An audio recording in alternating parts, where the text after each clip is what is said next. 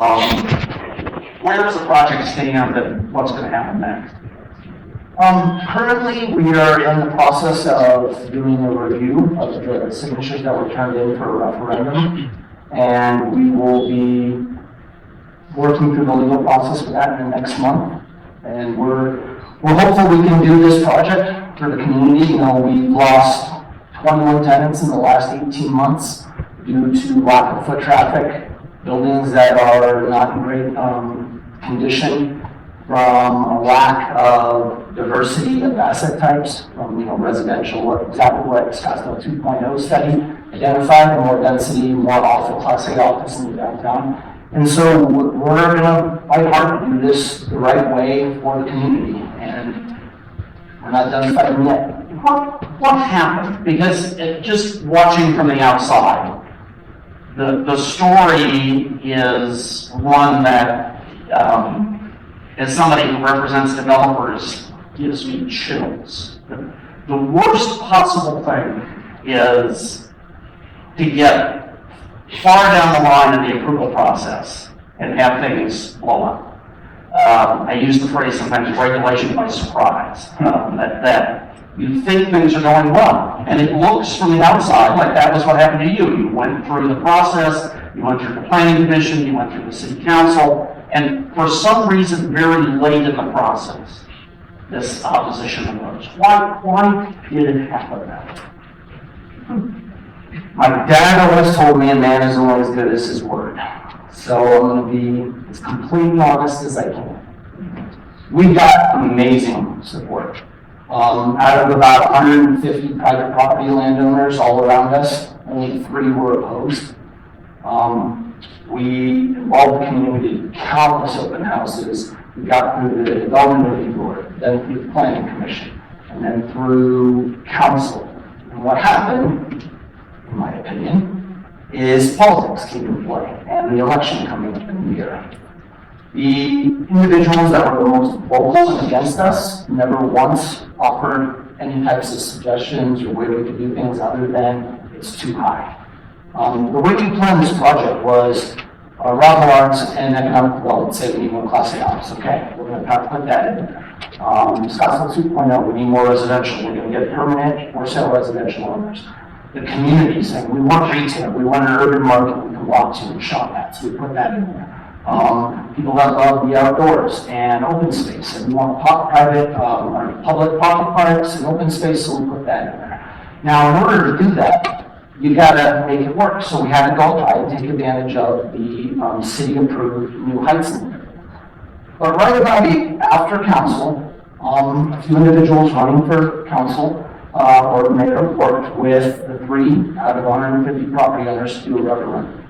And it is frustrating. We went through the process the right way. We worked very hard. City staff from Randy Grant put up with me, a new developer who jumped into this without knowing what FAR meant at the beginning. And it's Water ratio. And this is the main reason why I think the sale, sure, he says that. But here's my point. We offered a compromise that would preserve Fifth Avenue, that would stay for 10 years unbuilt. The exact character on Fifth Avenue that was in all the pictures that Save Scottsdale and certain people running for election would promote. We said we'll keep that. Our entitlements expired in 10 years, so the entitlements there would expire. If the density we could put on Scottsdale Road with the office, hotel, and residential, urban market, and all that can create enough traffic flow down Fifth Avenue, maybe it'll stay indefinitely. They didn't take the compromise, and to me, it's everything that they could have done. So I think it's all I'm curious, Andrea, for what you first, as to others of you on the panel who watched this project going through, and if you have any different perspective or view on why what happened happened. Well, I agree 100%. Carter and I have actually worked together over the past year in an unofficial capacity. I helped with outreach and we did some open houses. Yeah, please say that, it's not being recorded, right? It never was intended to be that way, it just kind of evolved over time. He recognized that I had a voice in the community and I was also very anxious to learn, you know, why are we getting these huge developments? And I mean, the Old Town Area Character Plan was approved in 2018. And when that happened, that allowed for 150-foot buildings in type 3 zones. It didn't guarantee them, it just allowed developers to propose them.